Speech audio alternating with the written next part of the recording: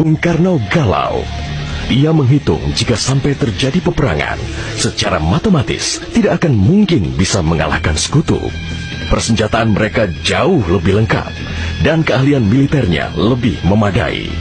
Atas saran Jenderal Besar Sudirman, Bung Karno diminta mengirim utusan khusus kepada Roisul Akbar Nahdlatul Ulama, Hadratus Syekh Kiai Haji Hashim Asy'ari di Pondok Pesantren Tebu Ireng, Jombang.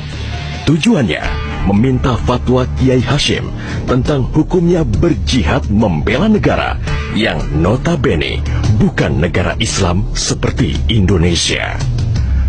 Kiai Hashim lantas memanggil Kiai Haji Wahab Hasbuloh dari Tambak Beras, Jombang.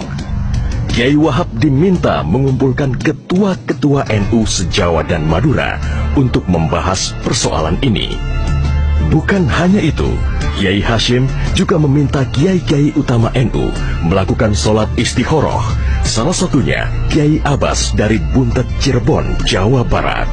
21 Oktober 1945, seluruh delegasi NU se-Jawa dan Madura telah berkumpul di kantor pusat Ansor di Jalan Bubutan, Surabaya. Kiai Hashim memimpin langsung pertemuan tersebut dan kemudian dilanjutkan oleh Kiai Wahab. Setelah melalui diskusi yang cukup panjang dan mendengarkan hasil istikharah para kiai utama NU, esok siangnya, tanggal 22 Oktober 1945, pertemuan menghasilkan 3 rumusan penting yang kemudian dikenal dengan istilah Resolusi Jihad NU.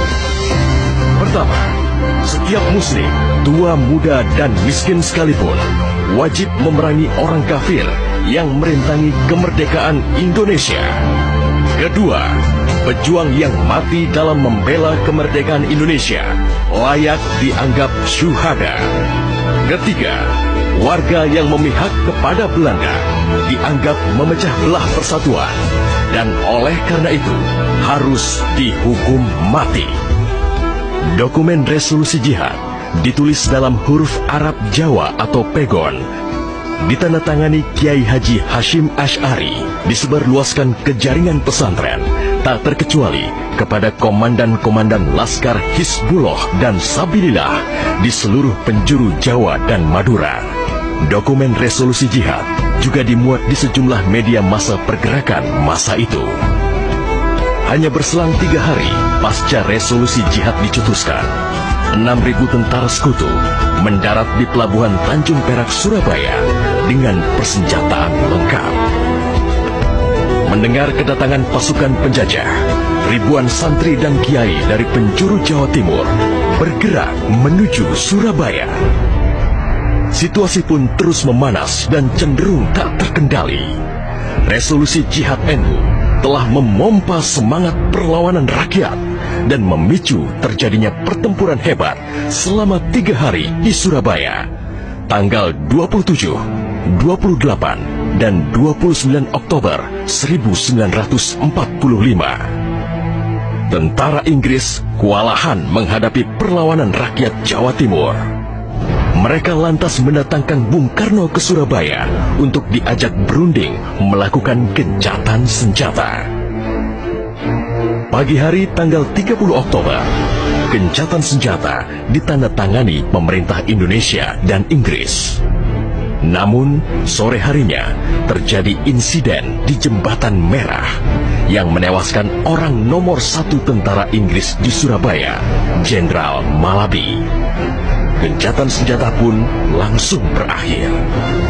Pengganti Malabi, Jenderal Robert Munser, mengultimatum Laskar Pejuang dan tentara Indonesia agar menyerahkan senjata kepada Inggris paling lambat 10 November 1945. Jika tidak, Inggris mengancam akan membumi hanguskan Surabaya.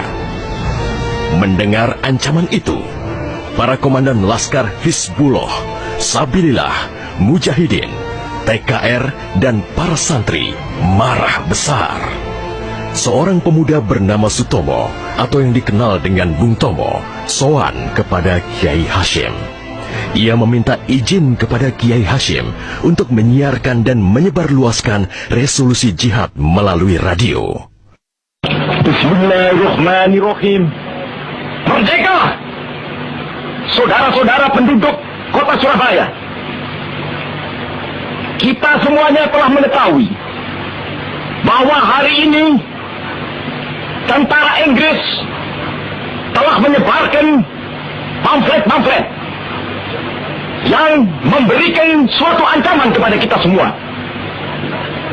Kita diwajibkan untuk dalam waktu yang mereka tentukan menyerahkan senjata-senjata yang telah kita rebut dari tangannya tentara Jepang. Tetapi inilah jawaban kita. Selama banteng-banteng Indonesia masih mempunyai darah merah yang dapat membuat setarik kain putih, merah dan putih, maka selama itu tidak akan kita mau menyerah kepada siapapun juga. Allahu Akbar, Allahu Akbar, Allahu Akbar. Merdeka! Pertempuran 10 November membuat malu tentara Inggris.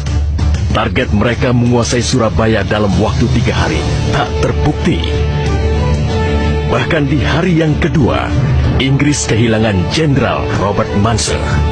Artinya, dalam 1 bulan menghadapi arek-arek Surabaya, mereka sudah kehilangan 2 jenderal terbaiknya.